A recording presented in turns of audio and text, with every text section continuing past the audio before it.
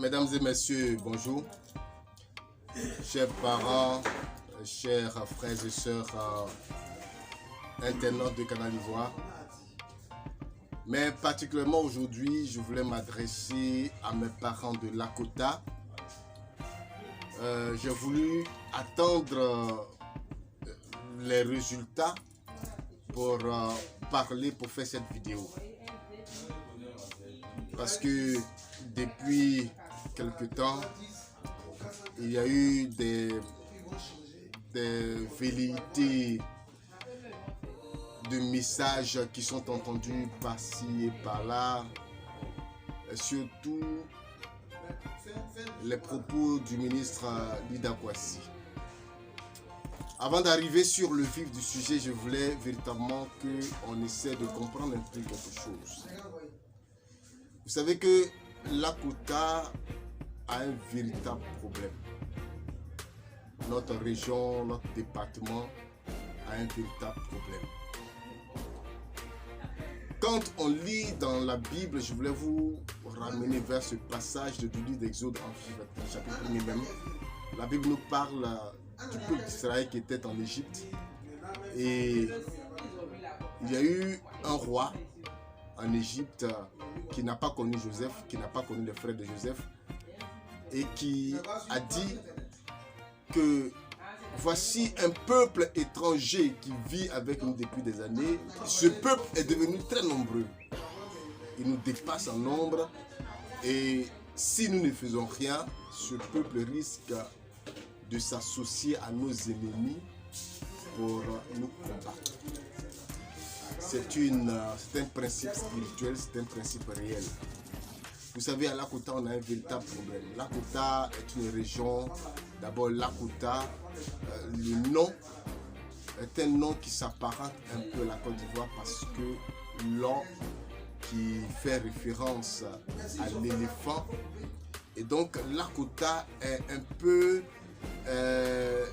l'image de la Côte d'Ivoire hospitalière, terre d'hospitalité. Lakota est une région où on trouve tous les ressortissants, sinon tout ce qu'on peut trouver en Côte d'Ivoire ici en termes d'étrangers vivant sur le sol de Côte d'Ivoire, on les trouve chez nous à Lakota. D'abord les étrangers ivoiriens, voilà, il y a beaucoup de Malinqués à Lakota, il y a beaucoup de nos frères baoulés qui ont des campements par-ci par-là. Je salue les parents de Benoît Yaokro, de Bokossou. Ce sont des campements baoulés que je connais très bien dans notre région. Et il y a aussi des Abrons, nos frères Abrons, une bonne communauté d'Abrons à Lakota. En tout cas, tout le monde est à Lakota, nos alliés, Atié, Abel, tout cela se retrouve à Lakota. Nous sommes très heureux. On trouve à Lakota aussi d'autres personnes, d'autres ressortissants ouest-africains. Surtout la plus grande communauté sont la communauté burkinabé. Voilà, une forte communauté burkinabé, des Maliens, des Guinéens, des Mauritaniens, des Togolais, des Ghanéens à Lakota. Aujourd'hui, je pense qu'au niveau des Ghanéens, ça a un peu baissé, mais il y a un peu 10 ans, 20 ans en arrière, on trouvait une forte communauté ghanéenne à Lakota. Donc Lakota, c'est la terre où on trouve tout le monde, les Libanais, tous ceux-là sont à Lakota. Le plus connu des Libanais de Lakota, c'est Habib Zen, voilà, qui a marqué véritablement cette région avec ses magasins de riz, tout ça, un grand commerçant de riz, voilà. Donc vous comprenez que Lakota, c'est une région où on trouve tout le monde. Le problème de Lakota, vous voyez, il faut dire certaines choses, c'est tellement délicat. Vous voyez, Lakota a reçu tout le monde. Et nous, à Lakota, souvent, les gens disent, ils parlent de nos parents, ils sont paresseux, ils n'aiment pas travailler. Mais c'est être méchant même de le dire. C'est être méchant de le dire. Lakota, on a toujours reçu les étrangers comme des frères. On n'a jamais mis de distinction entre nous et les étrangers. Même quand il y a des crises, des litiges, on s'assoit, on fait ce qu'on appelle le tribunal transitionnel. C'est-à-dire que le problème se règle à la chefferie. Et quand on trouve que tu as tort, on dit bon voilà, il faut donner peut-être 20 litres de Bangui, on boit et puis c'est terminé. C'est comme ça les crises se règlent. On n'a jamais eu à être... on n'a jamais eu de comportement indélicat envers les étrangers.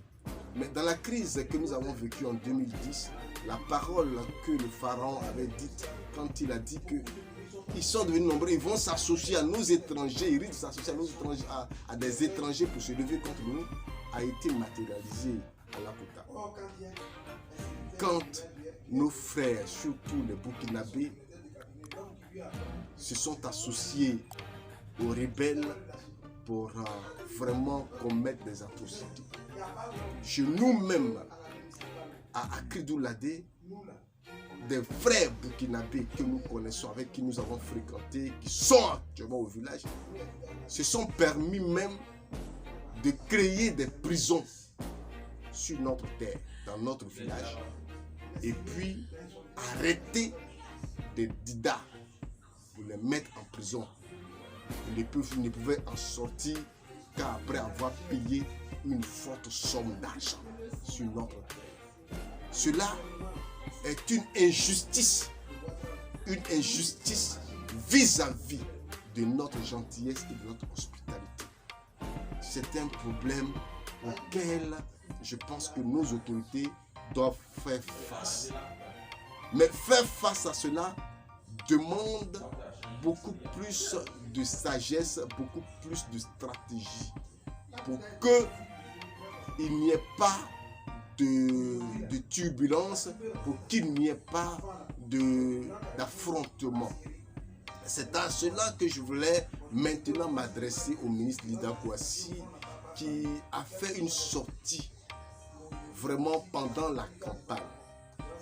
Dans ses propos, le ministre Lida Kouassi a trouvé anormal que des ressortissants du Nord viennent abriguer des postes électifs chez nous à Lakota. Monsieur le ministre, mon papa, sincèrement, même si je suis un peu d'accord, parce que la réalité est que le comportement de nos frères qui vivent avec nous nous amène à pouvoir prendre certaines dispositions. Je dis que la manière de le dire a été un peu pas juste. Pourquoi? Je vais vous l'expliquer. Vous partez à un poste électif. Vous voulez être député de Lakota. Or, c'est un scrutin où tout le monde vote. Ce ne sont pas seulement les ressortissants d'IDA qui votent. Ça, c'est la première des choses. En plus, il y a le fait que il y a ces frères Malinké, Baoulé, Abron, tous ceux qui sont ivoiriens qui vivent avec nous à Lakota, qui votent à Lakota. Il y a certains qui sont FPI, il y a certains qui sont PDCI. Nous avons cité tout à l'heure une forte communauté Baoulé. Nous savons que les Baoulés sont pour la plupart PDCI. Or, vous partez dans une coalition avec le PDCI. Comprenez? Il y a des Malinqués qui sont PDCI. Il y a des Malinqués qui sont FPI. Et même des Baoulés qui sont FPI. Mais quand vous utilisez un langage pour dire que ce n'est pas normal que des Malinqués puissent diriger la région, du coup, vous n'avez pas l'impression que vous êtes en train d'attaquer vous-même votre électorat. Voici la première des choses. Je ne parle même pas d'abord en termes de xénophobie ou de haine, mais vous attaquez vous-même votre électorat. Parce que un Malinké qui est PDCI, qui sait que vous êtes sur la liste du PDCI, quand il entend une telle parole, il va se dire, mais tiens, même si je ne suis pas RHDP, mais je suis Malinké, et ce qu'il dit, c'est de moi qui parle. Même si ce dernier refuse de donner sa voix au RHDP, ce qu'il est capable de faire, mais il peut aussi dire, bon, je ne vote pas. Le Baoulé, même si vous n'avez pas parlé du Baoulé. Le Baoulé, il est intelligent.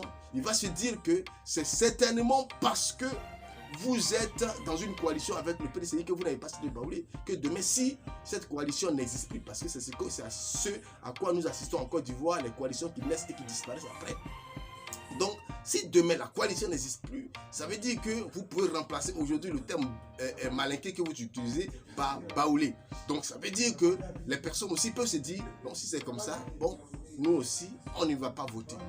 Alors, pour l'instant, nous n'avons pas encore les résultats au niveau de la quota, mais il nous revient que ça ne serait pas en faveur du camp PDCI-EDS. Et moi, si cela venait à se confirmer, je dis que le ministre Dida Kwasi serait tenu pour responsable à cause de ses propos. Je pense que, comme je l'ai dit, la réalité est que effectivement, nous sommes une terre hospitalière. Étant donné que nous sommes dans une région forestière, donc beaucoup de personnes viennent chez nous pour pouvoir faire leurs affaires, pour pouvoir faire des travaux champêtres. Ils sont chez nous, ils vivent. Et ceux-mêmes qui se sont déplacés, ceux qui ont immigré chez nous, la plupart même sont décédés. Ceux qui sont là sont ceux qui sont nés à la Kota, donc qui se sentent tellement chez eux. Parce qu'ils n'ont jamais connu la terre de leurs parents. La seule terre qu'ils ont connue, c'est la Kota. C'est le cas de M. Kouyaté, qui est né à la Kota, qui ne connaît que la Kota, même s'il est de Madinani, mais il ne connaît même pas Madinani. Quand il y va, il est comme un étranger. Donc chez lui, c'est la Kota. Donc il pense que, puisqu'il passe plus de temps à la Kota, c'est là-bas qu'il a des biens, il pense que s'il doit défendre des intérêts, c'est plutôt les intérêts de la Kota qu'il doit défendre. Donc voici un peu la réalité dans laquelle nous sommes. Moi je pense que, étant donné que nous savons que c'est véritablement délicat, la situation que nous traversons là, le ministre aurait dû, par sagesse, éviter ce genre de propos et demander à tout le monde de voter la liste EDS-PDCI par rapport à la vision, puisque quand même le RHDP a dirigé pendant une mandature la région de la Kota et on n'a rien vu. Donc maintenant, il faut redonner la possibilité à d'autres personnes de diriger pour qu'on puisse y aller. Sinon, quand même, on peut dire que le ministre Dida Kwasi a été député à Makori, qui est la région des Ébriers, pendant 10 ans pratiquement. Mais le ciel n'est pas tombé sur Makori. Et donc, je pense que cette décision, ces propos ne sont pas bons. Et si il arrivait que le ministre perdait les législatives, ce serait véritablement de son prophète. Ce n'est pas comme ça à se faire. Nous sommes en Côte d'Ivoire. Étant donné que nous sommes en Côte d'Ivoire, il faut qu'on respecte certains principes. La loi ivoirienne n'empêche pas que quelqu'un du Sud parte se présenter au Nord. Moi, je pense qu'il faut qu'un homme du Sud qui vit au Nord, il y en a plein du Sud qui vivent au Nord, alors qu'ils essaient de se présenter là-bas si jamais on les a empêchés. Si on les a empêchés, d'accord, on pourra maintenant s'appuyer dessus pour parler. Mais ce n'est pas le cas. Je crois que les gens du Sud même ne veulent pas prendre le risque même d'aller se présenter au Nord parce que ils ne vont même pas gagner. Ce qui est différent de chez nous. Chez nous ici, là, il y a des Dida qui votent pour les nordistes. Il faut que cela soit clair. Il y a des Dida qui ont voté pour Kouyaté. Ça, c'est la vérité. Or, si un Dida va se présenter à Korogo, ce n'est pas sûr que les gens de Korogo puissent aller le voter. Ça aussi, c'est une réalité à laquelle nous devons faire face. Au lieu d'avoir des propos qui frisent la haine et la xénophobie. Voici ce que je voulais dire au ministre, mon papa Dida Kwasi.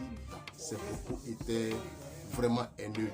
J'ai vu quelque part que la CEI menace même de porter plainte contre vous. Bon, ça reste d'abord à confirmer.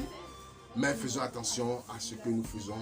Faisons attention à ce que nous disons. Cela pourrait nous porter préjudice. Merci. Partagez cette vidéo. Que Dieu nous bénisse.